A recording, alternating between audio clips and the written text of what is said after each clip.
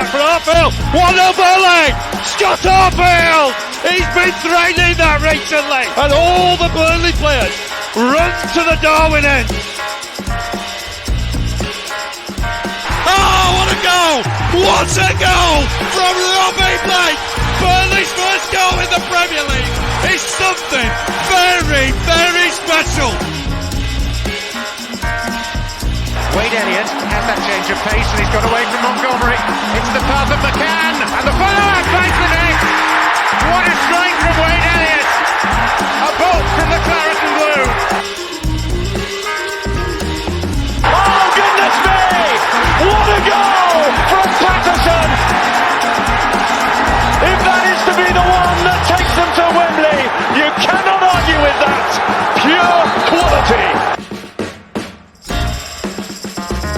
Here goes Mike Conroy. Still time for a winner, maybe. John Francis!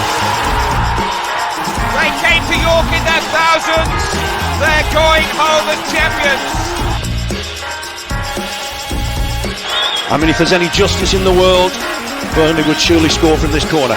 Swung right in there. Ball in there. Yeah! Michael Cannon! Oh, that's justice! That is justice at the Amex Stadium. Burnley are level and deserve to be.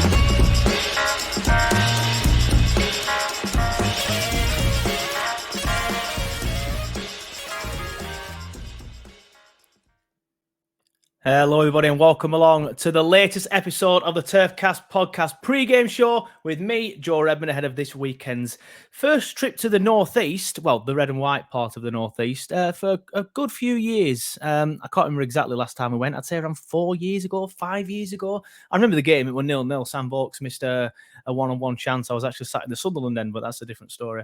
But yeah, looking forward to this one. It's going to be a good one. It's been a while since I've been up in Sunderland. I lived up there for a year when I went to university up there, so I'm looking forward to it. I'm going up with Simon and his lad, so I can't wait for this one. It's going to be a good one, and one that, you know, we should win, but Sunderland, they have decent players and a decent sort of setup. Obviously, they've got Tony Mowbray there now, who, you know, we had the better of when he was at Blackburn, but, you know, he's no mug.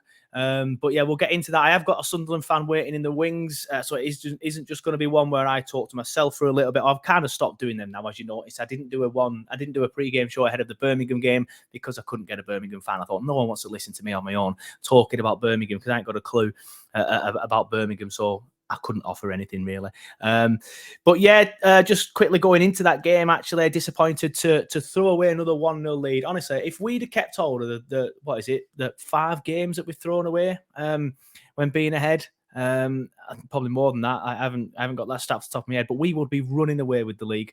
But yet again, we've gone in front, and yet again, we've conceded. I'd say quite late on, but it wasn't that late, was it? I think it was around the 75th minute, something like that. But quite early after we had scored, which was a worry. But that seems to be our situation at the minute. If we are on song, we will blow teams away, like we saw against Swansea. Hopefully we see against Sunderland. Like we saw against Wigan. And Bristol City, to a certain extent, we didn't blow them away, but we really turned the screw against them. We didn't sit back after we went ahead and then conceded. We didn't sit back against Bristol City. We went at them again. Blackpool sat back, West Brom sat back, Preston sat back, Cardiff sat back, Stoke sat back. There's a pattern. But we need to start putting these games to bed. Because just looking at the league table, obviously we're down to third now. We did go top briefly, and we're replaced by a team that we won't mention, who are now currently second after they beat Sunderland actually in midweek at home, admittedly.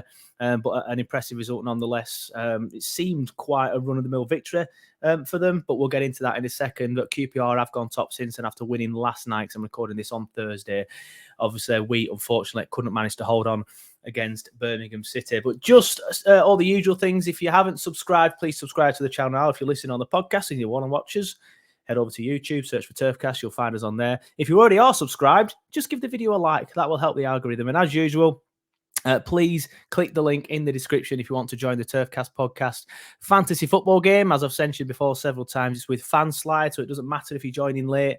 It's on a game-by-game basis. The league table starts every time, and they do have prize pots for paying customers. But if you are paying, please remember to gamble responsibly. The Turfcast table will be free and always will be free, but we'll be offering prizes. And I said I'd do it in October. This prize. It's like what, the 20th? Yeah, the 20th. I've got 11 days. I promise you, I will do a prize one in October. I'm going to bring a Sunderland fan in now, and it is Graham Falk, and he's from the What the Fork podcast. How you doing, mate? Yeah, not too bad. Bit frustrated in terms of the midweek game. I'm sure we'll get into it, but looking forward to the game. It's a nice season for us, which I'm sure we'll get into. It's not a free hit, but it's nice not to be in League One, is the long story short. Yeah, I bet. Obviously, spent a few years down there, but now back in the I'm going to say big time. It's not big time, is it? Let's be honest. But back in the top two leagues, it's an improvement on League One. How's your season gone so far then? Because I look at Sunderland at the start of the season, like, hey, Sunderland might be pretty decent here, and obviously we'll get into the Alex Neil situation in a minute. We'll talk about that, but I'm just looking at your results now and thinking you're probably in. Not horrendous form, but just looking at your last results, obviously lost against Blackburn this week, beat Wigan though, but then lost at Swansea, drew at Blackpool, drew at Preston. Everyone draws at Preston. Yeah. A decent point away at Watford, and then beating Reading 3-0 and stuff like that. Lost in like quite a big rivalry up there with Middlesbrough. I know Middlesbrough see it as big as what you do, bigger than what you do. But yeah, it seems a little bit indifferent to me, the Sunderland form. Is that a fair comment? Yeah, no, absolutely. I'm pretty certain, don't quote me on this, but I'm sure it's like 1-5, drew 5, lost 5. So it's like literally the most inconsistent team, or consistent if you prefer, in the league. But there is reasons behind it. And I think there's two ways to look at the season. Like I'm very chilled out because at the beginning of the season, I think Sunderland fans are really realistic. Of course, we see ourselves as a Premier League team because of our history. That, in my opinion, makes sense. 100 years of history, only 4 or 5 of them outside of the top 2 leagues. But we understand where we come from. We understand how long it took us to get out of that division. And I would have been happy with 15th. But the way we started the season was, if not like a train, really impressively. Like, it wasn't like, oh, here we go, we're going to get automatically promoted. Not at all. But you suddenly started saying, there's not much in this division that's actually bothered me or impressed me, if I'm completely honest. And I think the levels of difference between League One and the Championship are not as big as we thought, although they are obviously bigger.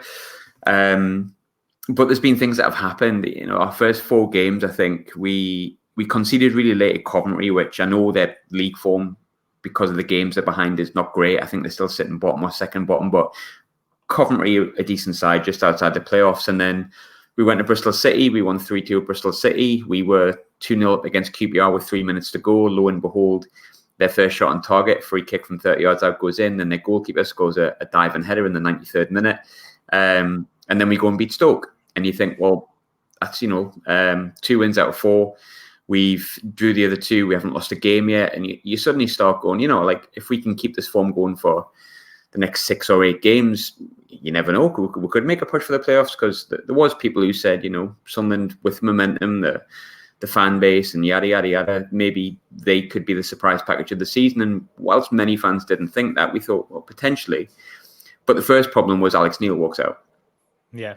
I mean, I like to be as fair as I possibly can. I cannot understand why he would have gone to Stoke necessarily. But it happened. It did happen. It was a bit of a shock at the time. Well, a huge shock, if I'm honest. It seemed to happen sort of overnight. Naturally, that can cause a little bit of unrest, because you start going, well, why is he gone to Stoke? And the hierarchy, most people are in favour of, but there is some people who question certain things, because we've had a few seasons of, everyone's seen Netflix, the second part of the documentary. I think they will understand why we might be a little bit nervous about potential new owners and recruitment. Like I say, there's a Netflix documentary to prove why you would be a bit unsure. But everyone was really united. We did get beat off Norwich, but we hit the bar 3 times. And then they brought on like a ridiculously good set of players in Pookie and Cantwell for this level. Done us 1-0. That was our first defeat of the season. But then we recovered really well. Mowbray came in and it wasn't too bad at all. I think he won his first game 3-0 against Rotherham. Rotherham at the time, I don't think had lost a game. So we were happy with that. And you start going, oh, well, maybe, we all are united behind this. The good thing was, whilst I wasn't completely against Alex Neil, most of the fan base kind of were. was a bit of a snake, a bit of a dafty, if you want, for going to Stoke, and that kind of actually united us a little bit. And it was kind of like, well, F him, essentially. This is Sunderland, and we're not going to let it. We're not going to let it derail us. And then 8 minutes before we kick off against Middlesbrough, Ross Stewart tears his thigh, gets a grade 3 tear in the warm up, and then we didn't sign any strikers on deadline day, so we're left with one striker. We play with two. Lo and behold, the next game, Ellis Sims basically damages, I think, something in his toe, which has had him out since. We've coped. We've done all right. We got a draw at Watford. We've beaten Wigan. We beat Reading 3-0 in that particular game where Sims got injured, but we've played the last 9 games without a recognised centre forward. We're playing basically 4 midfielders up front who just alternate. So it's a case of the season's fine. If you'd given me this at the start of the season, no problems. More than happy. But there's an underlying frustration that you think if the recruitment team had just signed a striker and there was just somebody there to fill that void whilst the two were injured, would we have won more games? There's a couple of games you'll probably see recently, the 0-0s against Blackpool and Preston. We would have won them with a striker on the pitch, especially if it was Ross Stewart. We're sitting 12th, 13th, which is fine. It's completely fine, but there's an element of frustration that we probably could have been pushing more towards the playoffs if our players didn't get injured, if we didn't have the turmoil of a manager leaving, although that's sorted itself out and it's fine, and if we'd just signed a striker, someone to just hit, essentially. But all in all, we're happy, but every fan's ambitious and every fan thinks that we could have probably done slightly better than we're doing if we had a few things going in our favour. Yeah, I think we can relate to that as Burnley fans. I think, a few more things again going. I think for us, it's mainly a case of shooting ourselves in the foot rather than having unlucky scenarios like injuries and things like that. And of course, the manager walking out, that's through no fault of your own. But obviously, you mentioned the manager there. We'll get onto the injuries to Sims and the other lad in a minute. Obviously, 2 different managers since the start of the season. Obviously, Alex Neil, as you mentioned, walked out to Stoke. Former Rovers manager Tony Mowbray's come in. What's the difference in style like? Is it quite similar, or has Mowbray come in and tried to change it up? Because I know Mowbray got a lot of stick from Blackburn fans, mainly towards the end of his tenure. I think maybe the fans were starting to get a little bit frustrated, as you do. Every manager's got a lifespan. Even Sean Dyche, Burnley fans were getting a bit fed up with him after 9 years. What's he done? What's he done? Has he come in? Has he rejuvenated the squad? Has he changed the system? What's he done since he's come in? I mean, I was a huge Alex Neil fan. I still am in terms of him as a manager. Obviously, questions about him leaving and yada yada, but I won't bore you with that too much. I think, and maybe this is the benefit of kind of the structure that Sunderland have. Not all fans are on board with it. I have questions about it, but essentially our structure as a team is we have a head of recruitment, which is Christian Speakman, who was instrumental in bringing the likes of Jude Bellingham through at Birmingham. He's brought in a good crop of good young players that are like anywhere between 18 to 24 that are going to get better with us, hopefully, going to improve us, and then you can potentially sell them for a good profit. That tends to be what we do. The sporadic 30-year-old signings in there, like Corey Evans is in there, obviously ex-Blackburn Rovers. We brought in Danny Bart, obviously we brought in from Stoke last season as well. But in the main, it's that. And because the recruitment's mainly done by other people, what we probably needed was someone like a Tony Mowbray to come in. I wasn't sold on him, I'm not going to lie. I've got no issue with Middlesbrough, if I'm honest. But he didn't pull up trees in Middlesbrough. I live in Scotland. He's not very well liked at Celtic. But Blackburn fans, they said he'll do all right. He'll get you to a point. And I thought, well, that will probably benefit us. He's done fine. I actually really like him. He speaks really well. And I think it's a really tough job for him to have come in after what happened with Alex Neil. It would have been quite easy for Sunderland to completely implode. It was a very Sunderland thing to happen. And Alex Neil lost 2 games in 20-odd. He's the reason, in my opinion, we got promoted from League One. People disagree with me on that, but Alex Neil was a great manager. He'll do really well with Stoke, and it pains me to say that. But Tony Mowbray come in, he's steadied the ship, and he's unfortunately been dealt a tough hand with the striker situation. There's not much he can do to change things at the minute. He's a little bit stubborn. He keeps persisting with players at the moment that maybe he could maybe change it around. We've got an all right squad. He's a little bit stubborn. Blackburn fans told us he was a little bit stubborn.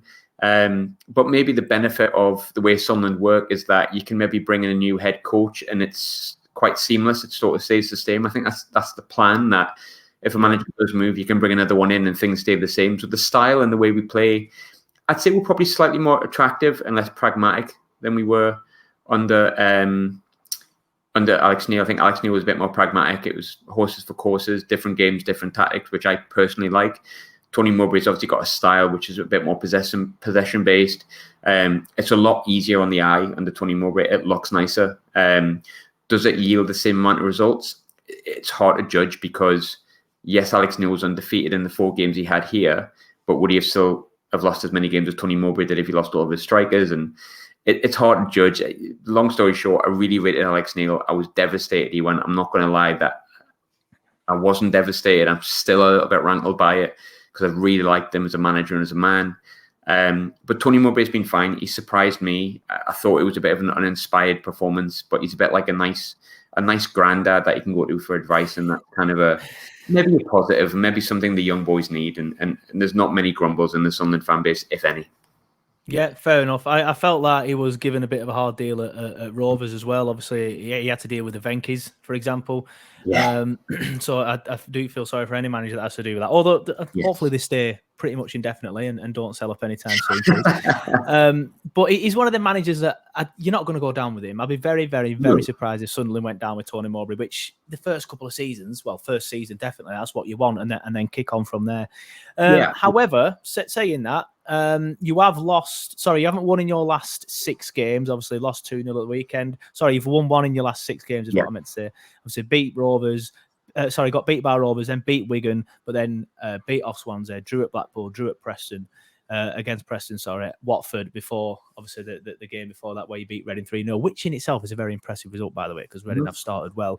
But is there a case of now you're sort of like not looking over your shoulder, but kind of getting a little bit anxious about not winning as many games as you were at the start of the season, or you're still comfortable that you'll be fine?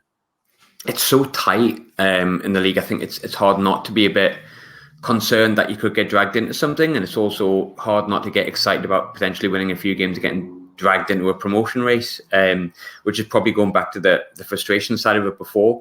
If I'm completely honest, like, we've competed in every game, which I think is what a lot of us said, like, be competitive and be relatively safe in 15th to 11th. Obviously, some people are a bit more ambitious than that, especially when we started so well, but the Preston game, if a striker's playing, we'll win it. It's simply put, that's what we're missing as a striker. And I think the problem we've got is it looks like Ellis Sims is definitely not fit for Saturday. There's rumours he might be all right for the game against Luton the week after. And whilst we would prefer Ross Stewart because he's far and wide our best player, people who haven't watched Sunderland that often will probably be surprised at me saying this, but he's one of the best strikers in the league, in my opinion. He's got absolutely everything. He's still in a really good age as well. We miss him dearly. With Ross Stewart, we're far higher up the league, but even with a striker, we maybe win a few more. The Reading game was a bit of a weird one because tremendous result based on how they've done. And that was the game where Sims got injured. So we were 0-0 and Sims got injured on like 30 minutes. And then we scored 2 just before half time. And then we scored a goal, I think, which everyone saw, which was like 8 passes, in 20 seconds. Up for goal of the month. And that was unbelievable. In a really weird way, I think Reading had prepared to play against a team with a striker. And then we had prepared to play with a striker and then had to change it. And I don't think they knew how to deal with it. If you see all the goals come from like counter-attacks, but we actually were dominant in the game in terms of possession. But I just don't think they expected what came. I don't think we expected it as fans. And it ended up where we just absolutely murdered them. They're probably the worst side we've come up against, them and Preston.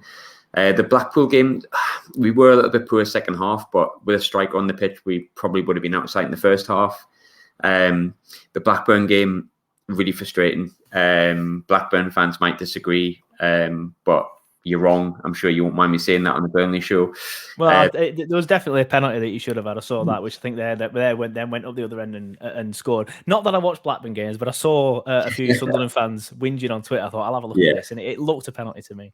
Yeah, I mean, definite pen, and a few people said when you slow back, you can see, and is it hard in real time? I said at the time, I actually said as I was watching on the telly, I says they're going to go and score this. Sitting watching with my fiance and score, and lo and behold, Diaz goes and bangs in a worldie, but he doesn't get that chance if the penalty's given correctly, and the second goal's offside. It wasn't a brilliant performance from us, don't get me wrong. It was kind of a 0-0 written all over it. I didn't think much of Blackburn. I find it unbelievable that they are second in the league. They look nothing like a side that, to me, looks like they get promoted. I mean, this might get recorded and played back at the end when they won the league, but hopefully not for your sake. If Blackburn win the league, I'll delete my channel, mate. Don't worry about it. Oh, you take me out of a hole there, but we haven't played that bad, if I'm honest, and that kind of that does benefit. I think the one thing at the minute is this growing frustration. Tony Mowbray spoke about it in the press conference after the game, the post-match, sorry. He said, if I've got a striker, I think I'll win that game. I think the result might be different. Patrick Roberts spoke about it in the Echo today, the local paper, about the lack of strikers.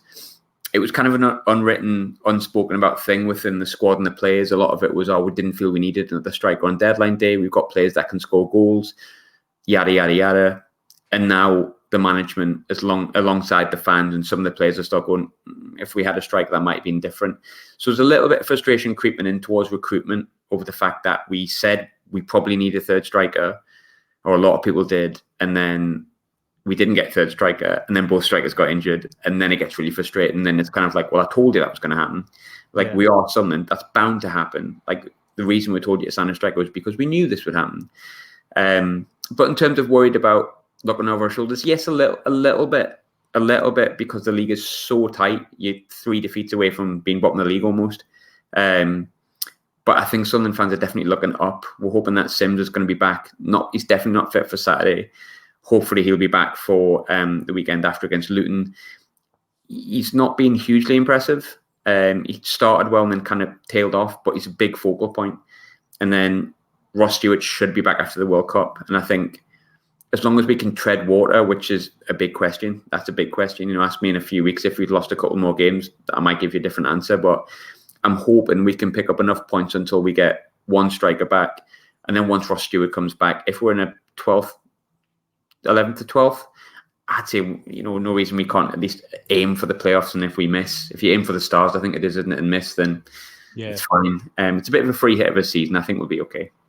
Yeah, I do think you'll be okay, but any more injuries pile up, and you could be looking over your shoulder a little bit, but I don't think that will be the case. We can kind of, again, relate to that. We wanted to sign another striker. We've been quite fortunate because Jay Rodriguez hasn't picked up an injury, but I felt if Jay got injured and we had to rely on Ashley Barnes, then I love Ashley. I just think he's past it. Then we would be a little bit worried and a little bit short up top. We have brought in Derby Soglu from Brentford, but we've not seen much of him for whatever reason.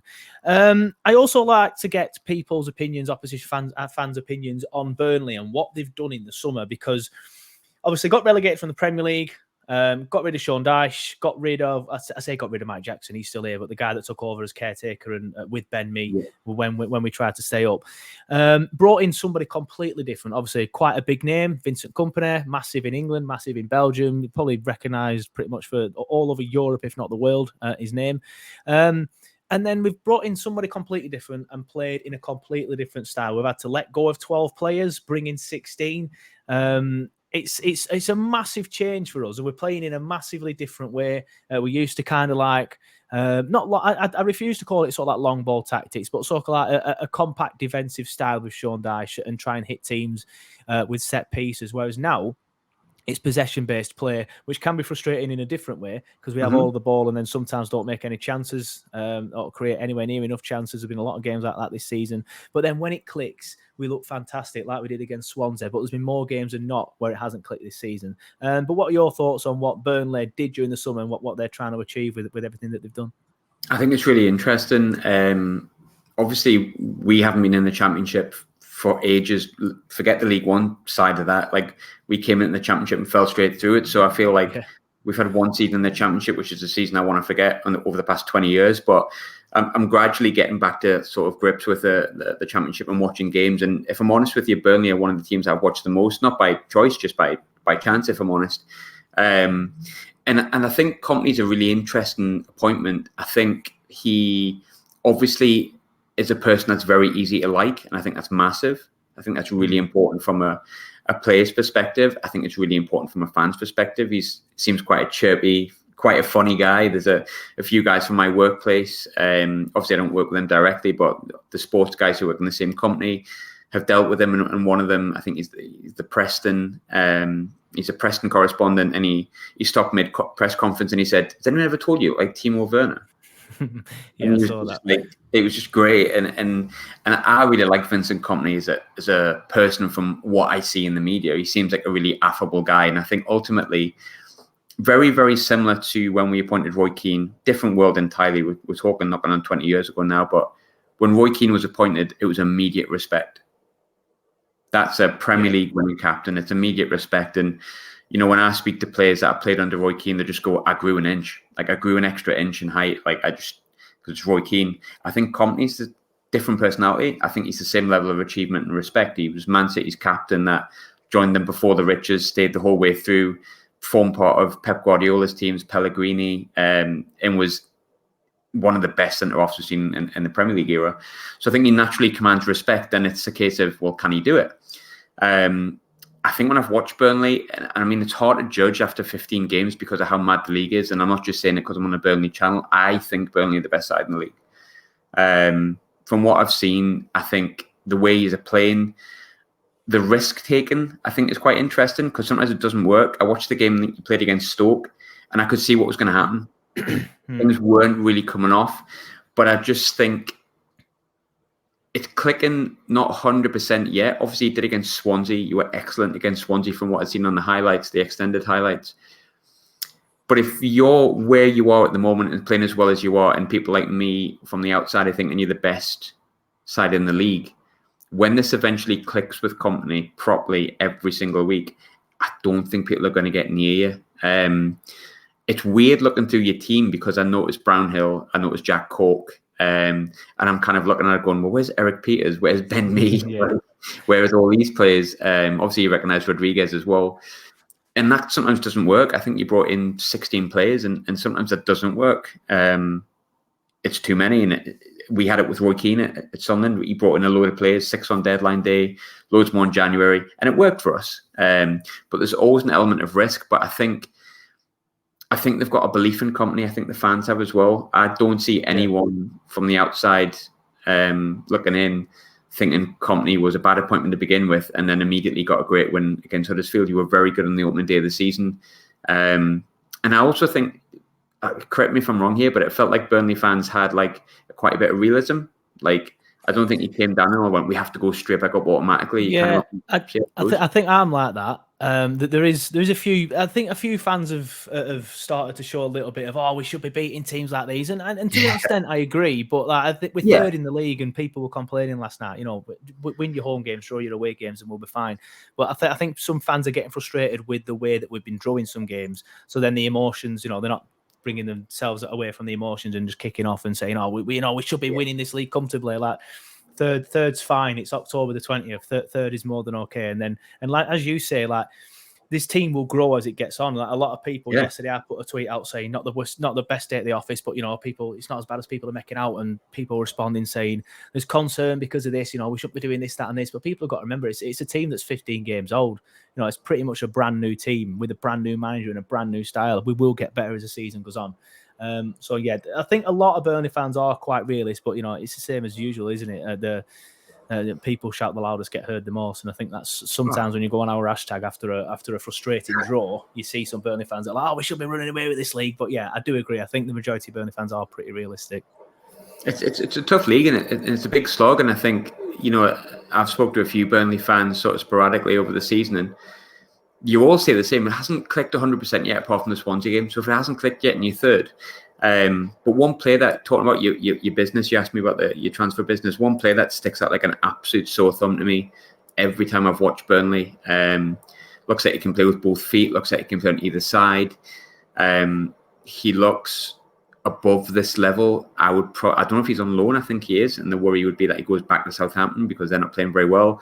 But Nathan Tella looks he's fantastic. He has been. Josh Brownhill, I've said to a lot of people, has been our best player this season, but I think Nathan Tella has been like probably the most consistent. Brownhill's had quiet games. Having said that, Tella was quiet against Birmingham, but it was double marked, triple marked at times.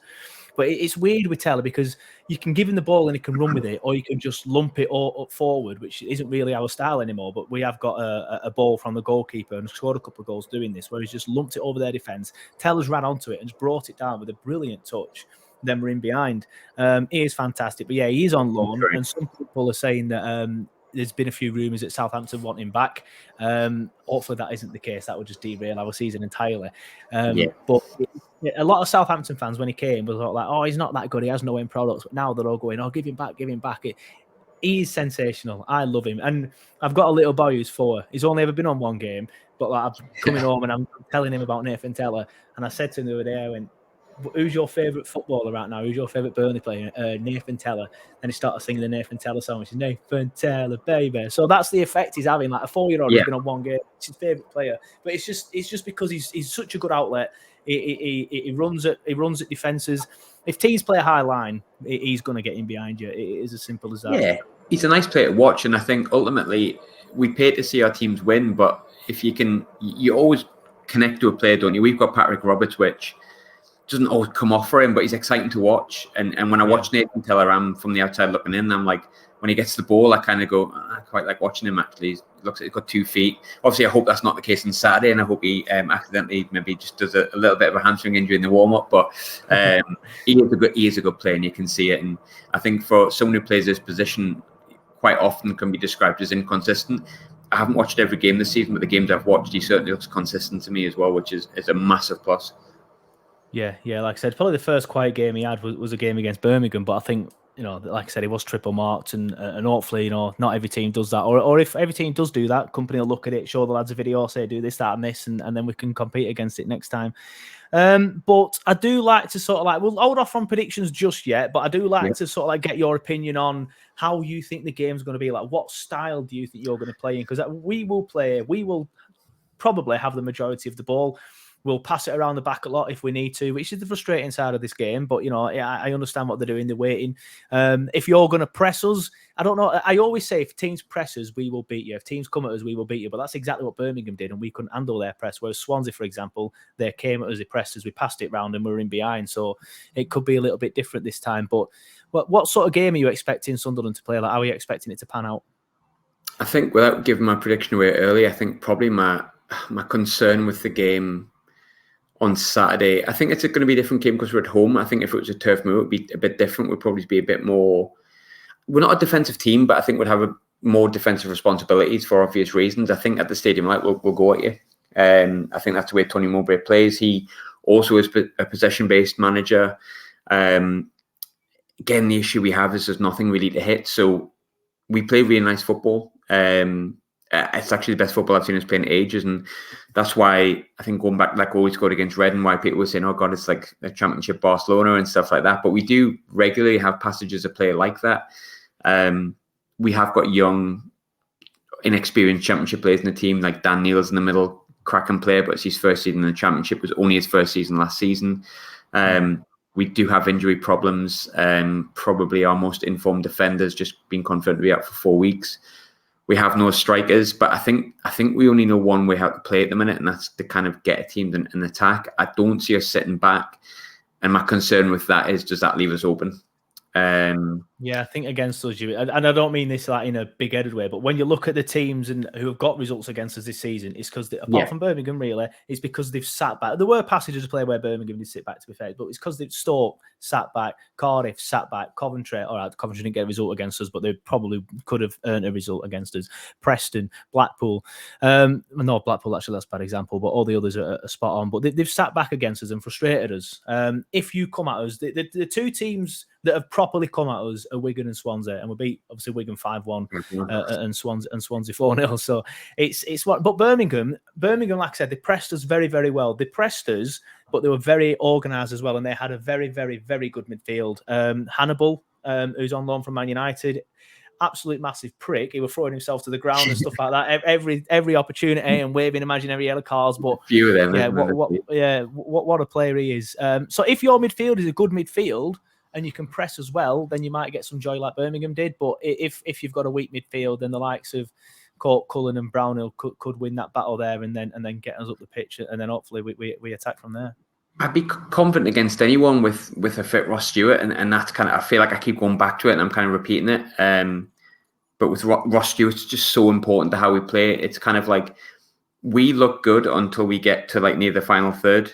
I trust it's against anyone going forward. We're not too bad defensively, if not the best. We're far from bad. Like one of our best players this season's been Danny Barr. Dennis Serkin's come back in recently and scored an assist the other day, but also is defensively really sound. But my worry is when we get to the final third, you see basically 4 number 10s, not really sure who to give it to. Yeah. And if you don't score, you don't win. And do I feel like we can keep Burnley out for 90 minutes with just sheer attack and play up until the final third? No, not really. I think that the lucky thing is, I was talking to a few guys in my group chat. Burnley's a free hit for us. It's a total free hit. I don't think we expect to win. I don't think we expect to draw. I don't think we're kind of going expecting to get defeat. But I think if you lose, you kind of go decent side, different trajectory, different ambitions maybe. It's a free hit and maybe that'll take the pressure off a little bit, because the only thing I would say is that any team coming to the Stadium Light, when the Stadium Light's rocking, and it has been over the past 6 to 7 months, there's been a definite change in shift and attitude, and people enjoy going to the game again, then we'll match anyone. And I'd fancy us against anyone fully fit squad, but we've got no strikers, and what do you do with that? There's only so much you can do. Yeah, I do agree with that about the Stadium Light. I've been several times, obviously, as I mentioned at the top of the show. I went to universities there. I was there when Steve Bruce actually got sacked. I think it was against Wigan, wasn't it? I think you got beat against Wigan 1-0 or 2-0. And it was quite a weird stuff, because Burnley were playing at the time, but they were away from home. So I just stayed up in the northeast for uni. My dad had actually come up as well. So we went on the game. And Burnley scored at the same time as Wigan scored. So I'm like, yeah, get in. And I looked down and Wigan are scoring. And I was sat in the home end, obviously. But yeah, if you get an early goal, for example, and get the crowd behind you, then it could be tough for us. I think we're experienced enough to be able to try and keep his heads and deal with it. But yeah, it's probably one of, if not the biggest stadium in the league. And when you are on form, then yeah.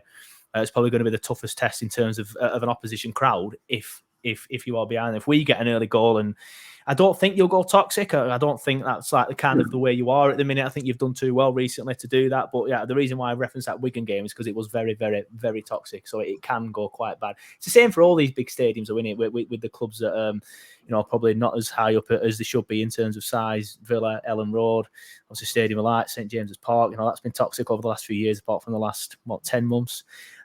Predictions then. I'm going to sit on the fence. In fact, no, I'm not. I was going to do it. I was going to sit on the fence because I'm always predicting Burnley wins, and it's always 1-1. So I predicted a 1-1 against Swansea and won 4-0, but I'll go with my head. I am happy that you've got these injuries.